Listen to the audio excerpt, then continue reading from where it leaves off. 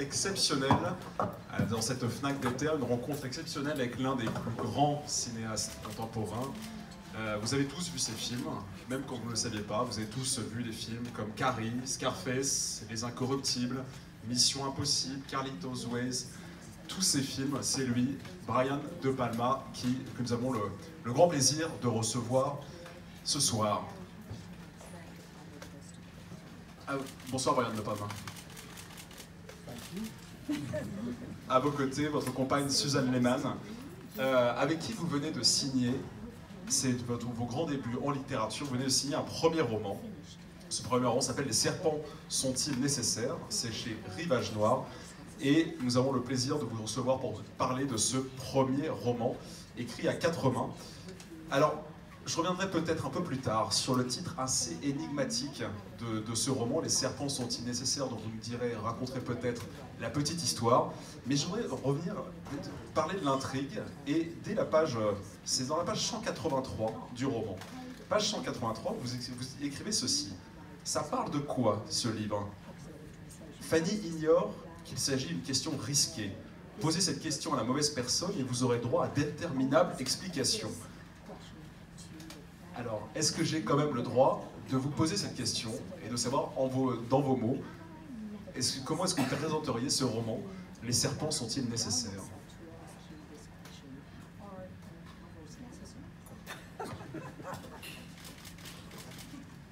Well, you want to talk about how the plot, I mean, how the title came?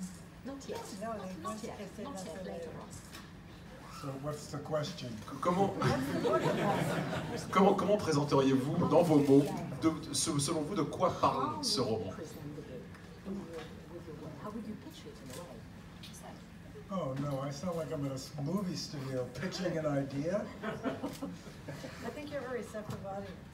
Alors j'ai l'impression de me retrouver au cinéma, hein, comme ça, vous présenter le livre, en quelques mots. We wrote this book because it was fun, and we did it with each other across the breakfast and dinner table. On a écrit ce livre parce que ça a été quelque chose qui nous a beaucoup amusé. On l'a écrit, voilà, à la table du petit déjeuner, à la table du dîner. It was based on a lot of ideas I've had for scripts and stories over the many decades I've been making feature films, but I was in a particularly, how should I put it, unhappy situation. Alors en fait, le point de départ de ce livre, hein, c'est toutes ces idées en fait que j'ai eues pendant des décennies de travail dans le cinéma comme réalisateur, hein, toutes ces idées qui me sont venues quand j'écrivais des scénarios. Je me trouvais à un moment, on va dire, qui était un petit peu délicat. And this making of this book with Suzanne Lehmann was a great relief as opposed to dealing with a lot of intrusive executives as I was trying to make a film about Joe Paterno, the disgraced Penn State coach involved in a sex scandal with his defensive coach, Sandusky. Et en fait, hein, l'écriture de ce livre a été, on va dire, un espèce de soulagement par rapport à ce qui était alors mon quotidien, c'est-à-dire essayer de discuter avec des responsables de studios très inquisiteurs, hein, parce que je travaillais sur un projet de film, en fait, sur Joe Paterno et un autre coach qui était impliqué dans des scandales sexuels. Suzanne Lehmann, comment est-ce que c'est écrit ce roman à 4 mains? Comment vous êtes-vous séparé les tâches pour écrire ce roman?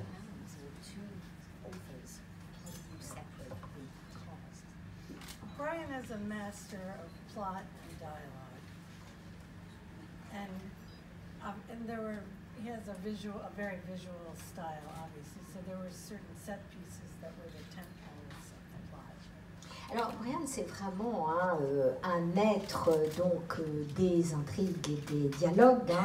C'est évidemment quelqu'un qui a un style d'écriture très très visuel. Donc il y avait d'une certaine manière comme ça des éléments qui ont constitué, on va dire, les piliers de l'histoire. So he sort of charted out the basics, and then together we filled it in. And how do we do it? We passed it back and forth and tried to amuse each other. Oui, alors en fait, on va dire que Brian a donné la structure, a défini la structure, et puis petit à petit, on a rempli cette structure, et puis on s'est échangé les choses en essayant de s'amuser le plus possible. Puis petit à petit, ça s'est construit. Et c'est vrai qu'en lisant le livre, on s'amuse énormément en découvrant l'histoire de ce sénateur qui s'appelle Lee Rogers et qui essaie de s'assurer la victoire pour sa prochaine campagne et qui a autour de lui d'ailleurs un directeur de campagne qui est prêt à toutes les compromissions pour l'aider dans cette quête, Brock Barton.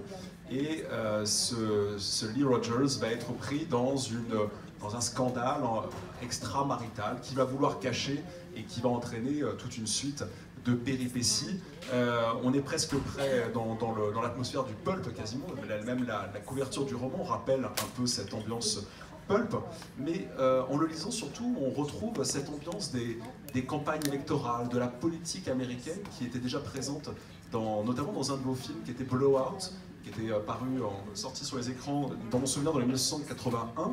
Pourquoi est-ce que plus de 30 ans plus tard, vous avez voulu retrouver cet univers de la politique américaine et de ces campagnes où les gens sont à couteau tiré et où tout est permis?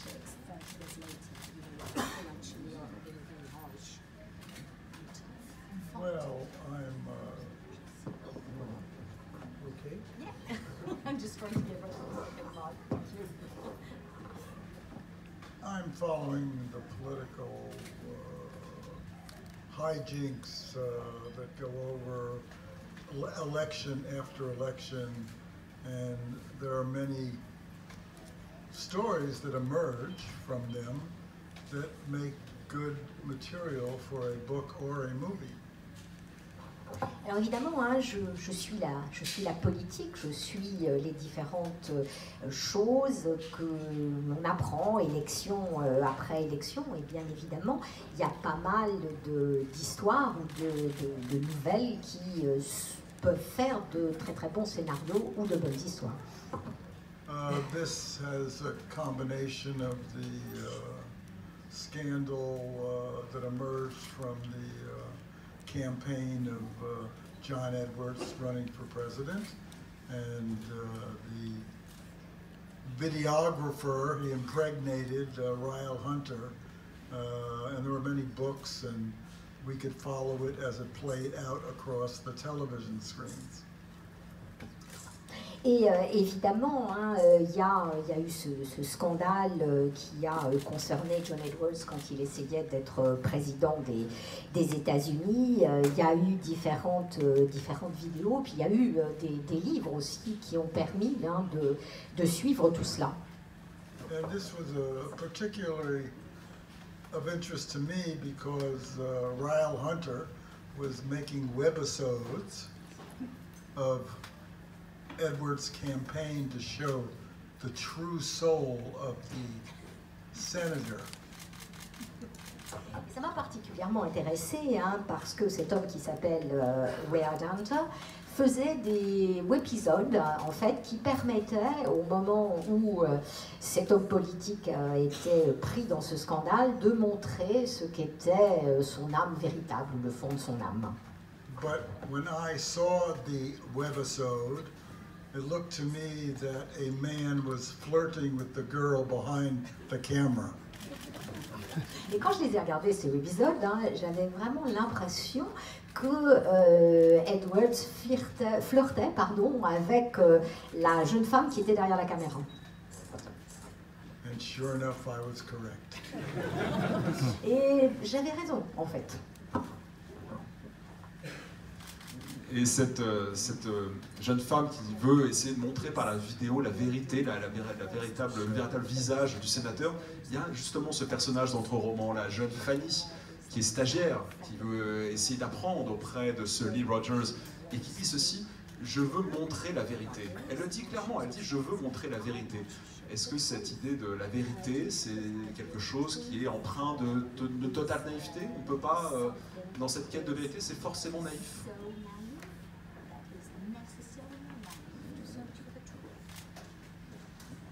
Suzanne Lehmann. Well, in the Edwards case, which was, we wrote this book before Trump's election. In the Edwards cases, I think in most cases, the truth will out. So yes, I think the search for truth is very often a rewarding one. Oui, c'est vrai qu'on a écrit le livre avant l'élection de Trump. Avec ce scandale Edwards, finalement, la vérité, elle a fini par être révélée. Donc je crois que la vérité, c'est quand même, c'est quelque chose qui finalement toujours finit par se savoir. Ce qui est important dans ce livre aussi, dans cette question de la vérité, c'est la place de l'image. Tout au long du roman, on voit des photographes, des vidéastes, des photos truquées.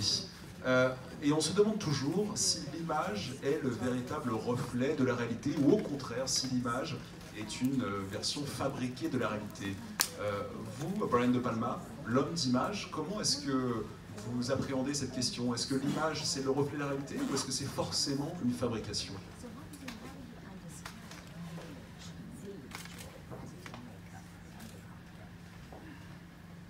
Well, being an image maker, you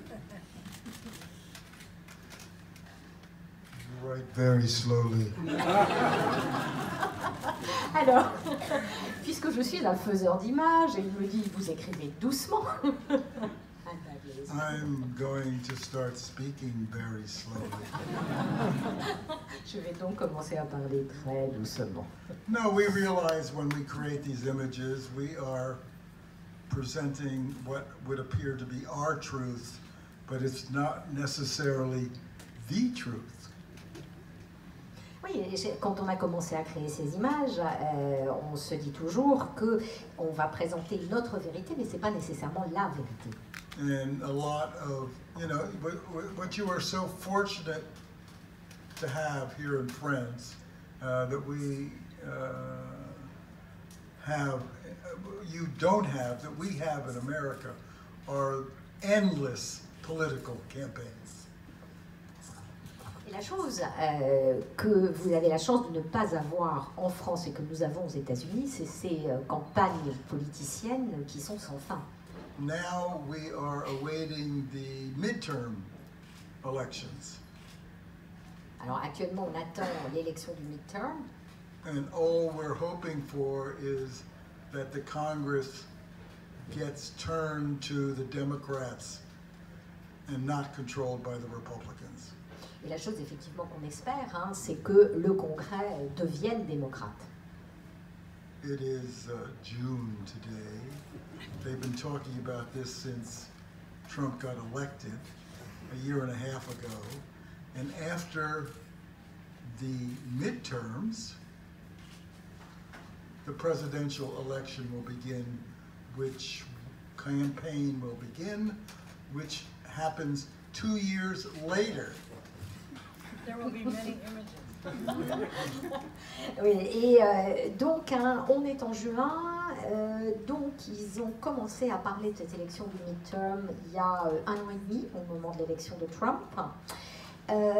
Une fois que cette élection aura lieu, on va commencer à parler de la campagne, de l'élection présidentielle. La campagne va commencer et l'élection présidentielle, elle n'aura lieu que 2 ans plus tard. Donc comme disait Suzanne Lehmann, il y aura beaucoup d'images.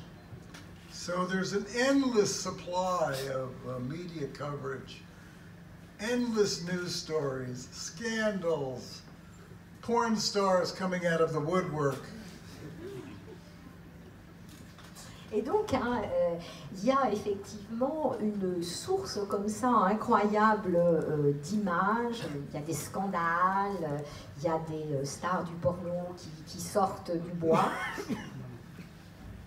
A lot of good material for books and movies.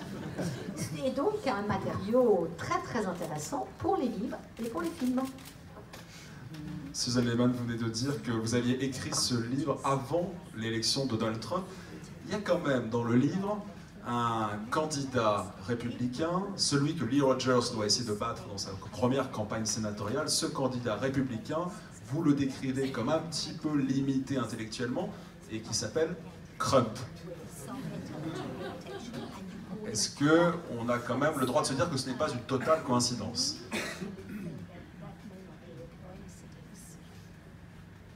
Actually, we wrote it 2 years ago, we called him Crump.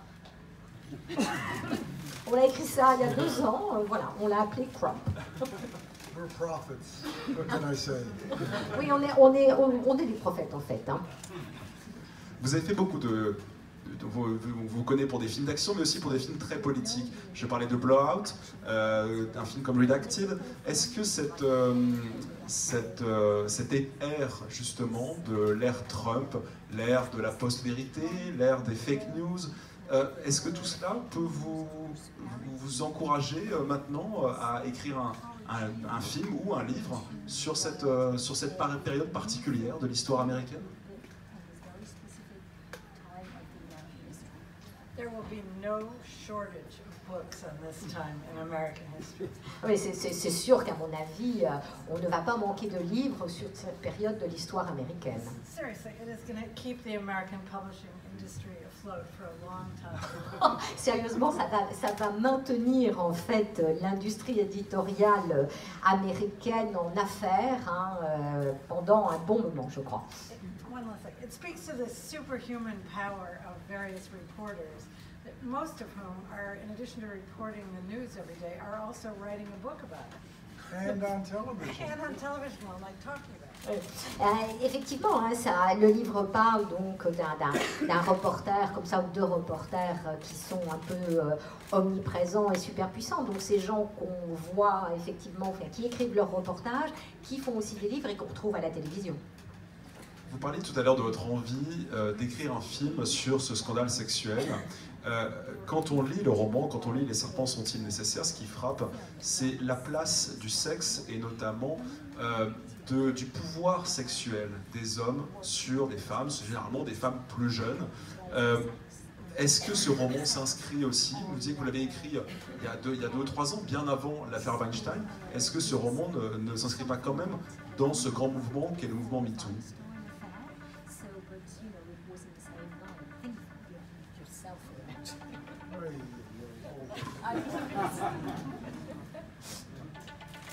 No. Go away.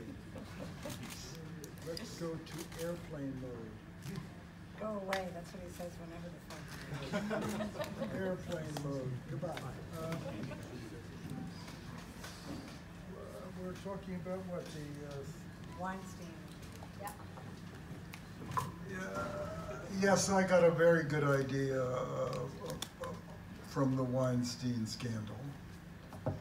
Oui, ça a été une bonne idée quelque part pour moi. Enfin, c'est générateur d'idées, ce scandale Weinstein pour moi. And having observed many actors, powerful movie stars, harassing their young actresses and assistants over the years as I was making movies. Et puis j'ai aussi pu observer bien sûr à quel point des comédiens ou des stars en fait étaient en train d'embêter et d'harceler sexuellement en fait soit leurs partenaires femmes, soit leurs assistantes.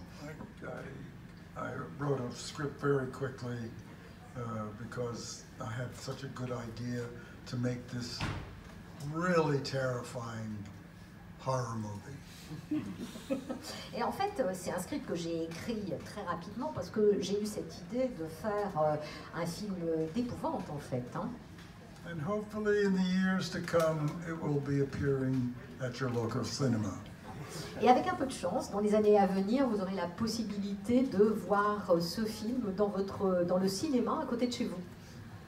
Si je me souviens bien de Blowout, donc qui est sorti il y a plus de 30 ans, il y avait cette jeune femme qui était impliquée dans ce scandale politique, était une victime. Elle succombait à la fin du film.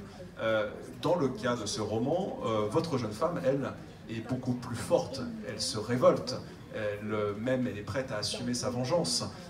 Suzanne Lehmann, est-ce que ce roman marque aussi une évolution dans la façon dont on peut représenter les femmes et dont la place qu'elles peuvent prendre dans notre société aujourd'hui?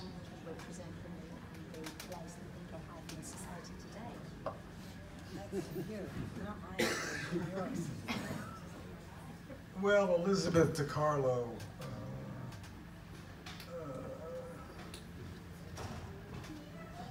gets really Weinsteinized, basically, and she lives to fight another day in quite unusual and unexpected ways. She finally has her revenge on Barton Brock, which makes us all feel really good. Alors Elisabeth de Carlo, hein, qui est le nom de cette jeune femme, de cette héroïne, on va dire qu'elle est effectivement Weinsteinisée, hein, et que voilà, elle résiste d'une certaine manière pour pouvoir se venger, et finalement elle va réussir à le faire d'une manière extrêmement inattendue. Elle se vengera de Barton Brook, le conseiller de campagne, et ça va nous faire à tous très très plaisir. Suzanne Lehmann, sur la création des personnages féminins aujourd'hui. Well, in terms of the question that I think you were asking Brian about the evolution of his treatment of women, I would say that it's interesting that Elizabeth, who is a writer in the story, enters the actual action, and there's a very different outcome. She takes control of the narrative and justice is done. And that's what I'd say to you. Oui, je crois qu'en fait, hein, si je comprends bien, vous étiez en train de remarquer que Brian avait fait montre d'une certaine évolution dans son traitement des personnages féminins. Je dirais qu'Elisabeth, en fait, hein, c'est quelqu'un qui arrive et qui va rentrer dans l'écriture, hein, d'une certaine manière, et donc ça va donner un résultat extrêmement inattendu et tout à fait original, en fait. Vous avez travaillé au cours de votre carrière avec beaucoup de grands écrivains. Vous avez adapté de très grands écrivains. Je pense à Stephen King pour Carrie, à Tom Wolfe pour Le Péché des Vanités, à James Ellroy pour Le Dahlia Noir. Est-ce que ces grands écrivains américains que vous avez adaptés, que vous avez connus, ont été des modèles à un moment quand vous avez écrit ce roman? Est-ce qu'ils ont joué une influence particulière, ou est-ce que pour vos influences, il faut aller voir ailleurs?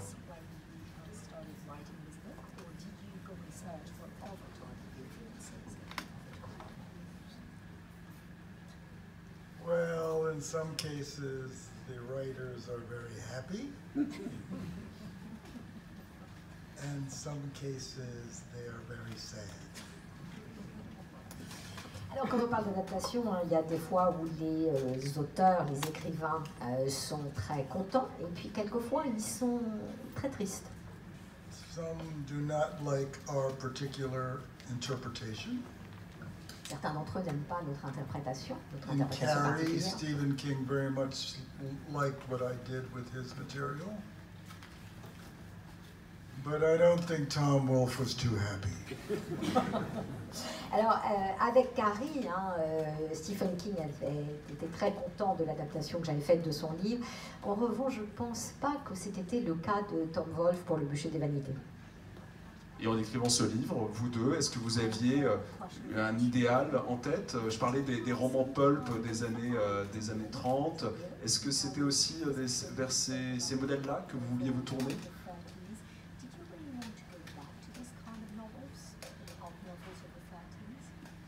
We wanted to write something that was fun and that you could read on a plane or a bus or on the beach, and that would make you laugh and maybe make you think. Oui, en fait, ce qu'on avait envie de faire, hein, c'était d'écrire un livre que vous alliez prendre plaisir à lire dans le bus, à la plage, et quelque chose qu'on prenne plaisir à écrire. Qu'est-ce que vous pouvez écrire dans un roman? Qu'est-ce qu'un roman peut dire que vous ne pouviez pas dire ou écrire dans un film? En quoi est-ce que cela change la nature même du récit?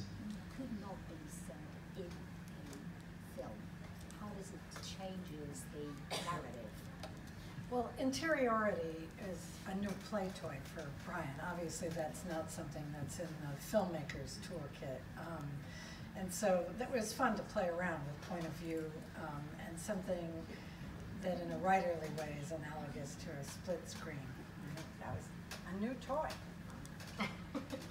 Ouais, je crois que la question de l'intériorité a été pour Brian un nouveau joujou, hein, parce que c'est pas quelque chose qui fait partie normalement de la boîte à outils du cinéaste, donc c'était quelque chose avec lequel il pouvait jouer.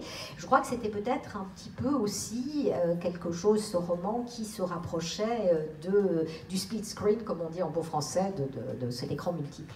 So well said. I have to do more of this. Et je me souviens notamment d'une scène dans le roman, où une scène de sexe, où l'homme et la femme se déshabillent l'un l'autre, et l'intériorité nous montre qu'ils n'ont pas du tout la même vision de ce qui est en train de se passer. A contrario, si jamais ce roman venait à être adapté au cinéma, qu'est-ce que l'adaptation, qu'est-ce que le film apporterait au livre? Qu'est-ce que vous pourriez développer grâce à l'image, grâce sur l'écran, que vous ne pouvez pas développer dans un texte?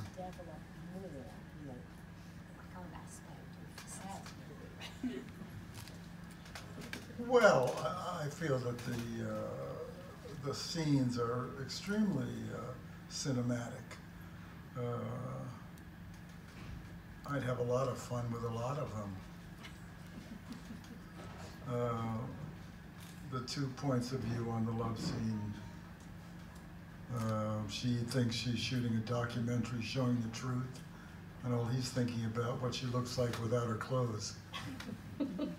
Oui, j'ai vraiment le sentiment que beaucoup de scènes du livre sont extrêmement cinématographiques, hein, et je crois que je m'amuserais beaucoup si je devais filmer ce livre. Si on revient sur les 2 points de vue que vous venez d'évoquer, 2 points de vue différents que vous venez d'évoquer par rapport à la scène d'amour, hein, elle pense qu'elle est en train de faire un documentaire sur la réalité, et lui est juste en train de penser à comment elle est sans ses vêtements. Hein.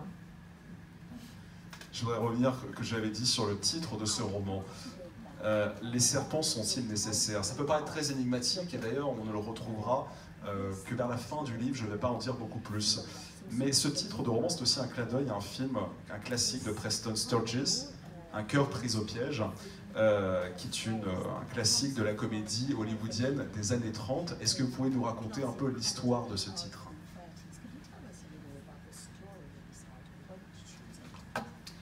We were watching The Lady Eve, and that Henry Fonda character who studies reptiles, and is this very nerdy, dorky character, opens a book that's called Are Snakes Necessary? And I just found that really amusing. It's so silly and it's so dorky, and it sort of set, in my mind, a screwball tone for what we were doing. Oui, alors, donc, effectivement, hein, on regardait ce film qui s'appelle Un cœur pris au piège, et le personnage de Henry Fonda, en fait, hein, c'est quelqu'un qui veut étudier les reptiles. C'est un type un peu particulier, et à un moment, donc, il lit un livre qui dit « Les serpents sont-ils nécessaires ?» J'avais trouvé ça très drôle. J'avais trouvé en même temps que c'était un truc qui était complètement stupide et qui en disait long sur ce personnage et ses obsessions, et finalement je me suis dit que c'était un titre rigolo et intéressant. Brian, no doubt, has a more sinister relation to the title involving snakes. Mais Brian a une relation beaucoup plus sinistre à ce titre qui parle de serpent. No comment. Je ne commenterai pas.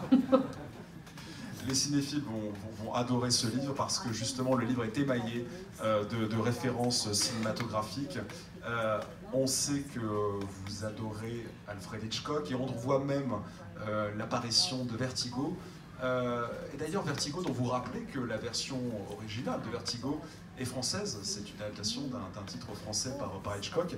Est-ce qu'il était, il était inenvisageable pour vous d'écrire ce premier roman sans adresser ce petit clin d'œil à Hitchcock?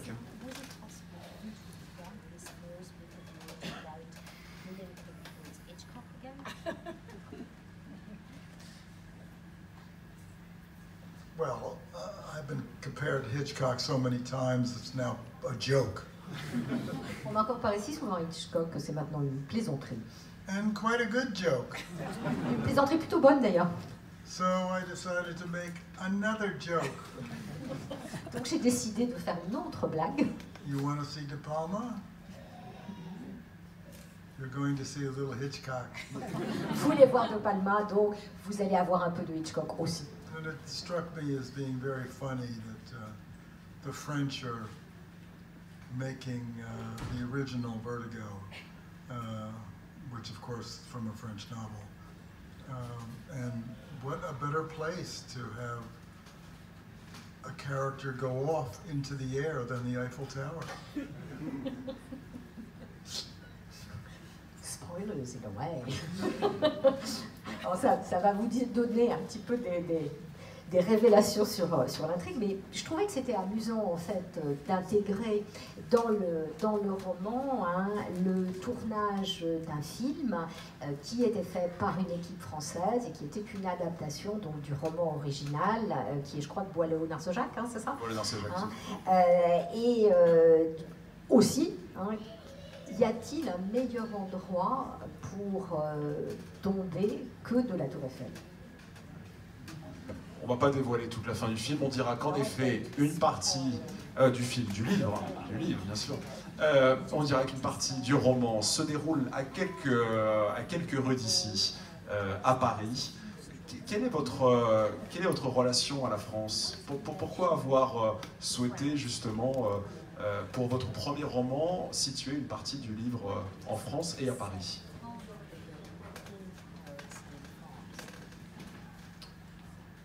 I love Paris. J'adore Paris. And any time I have an opportunity to work here is wonderful for me. And I've lived here many years and made a couple of movies here. So I'm very familiar with the locations, and it's a great... I always felt I had this strange... when I would see a French film shot in Paris, hurry up, hurry up. Yes. Forget everything. I'm losing my train of thought, hurry up. Don't worry, don't look at me, I'll manage. Go ahead. Alors, j'adore Paris, évidemment, et à chaque fois que j'ai la possibilité d'y travailler, je suis très très très content. En outre, j'ai vécu plusieurs années à Paris, j'ai fait un certain nombre de films à Paris, et donc je connais bien Paris. Et j'ai toujours eu le sentiment que lorsqu'un film français était tourné en France, I would see all these French films and I would say, this is the most beautiful city in the world. So many fantastic locations to put all kinds of exciting, pure cinema sequences. And what do I see? A man and a woman talking in a cafe. Et alors évidemment, à chaque fois qu'il y a ces films qui sont tournés à Paris, je me dis « Waouh, c'est formidable, il y a tellement d'endroits géniaux pour, à Paris, choisir des extérieurs qui vont être absolument, qui vont avoir une qualité cinématographique incroyable. » Finalement, je regarde le film et qu'est-ce que je vois? Un homme et une femme qui sont dans un café en train de parler. Suzanne Lehmann, est-ce que cette première expérience littéraire vous encourage tous les deux à continuer, à poursuivre dans cette veine, à rédiger un deuxième roman, peut-être?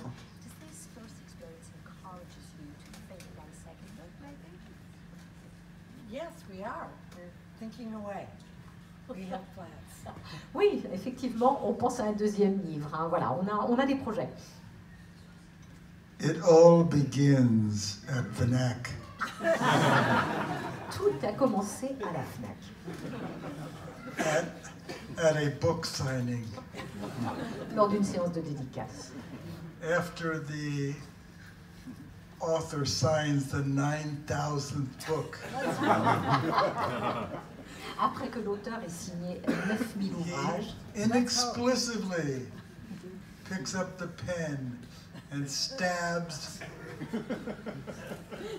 the poor, innocent reader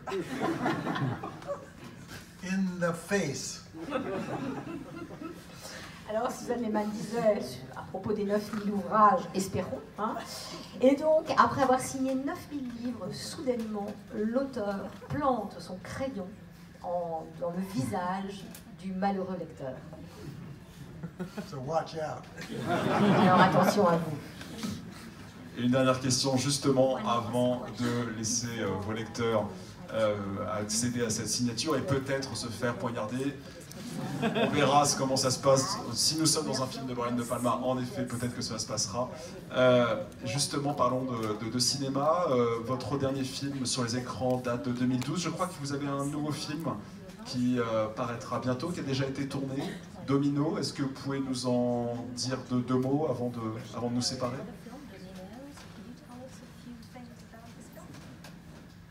Oh boy. Mon Dieu.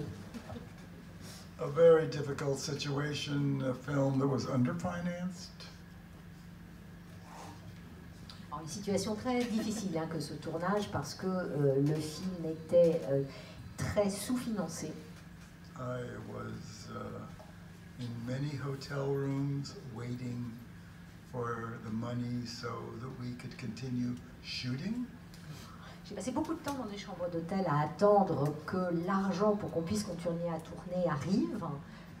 I was in many fabulous cities waiting in hotel rooms.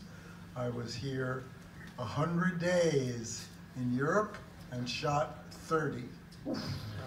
Alors, donc, beaucoup de nuits, de journées passées dans des hôtels, dans des villes fabuleuses, hein, en Europe.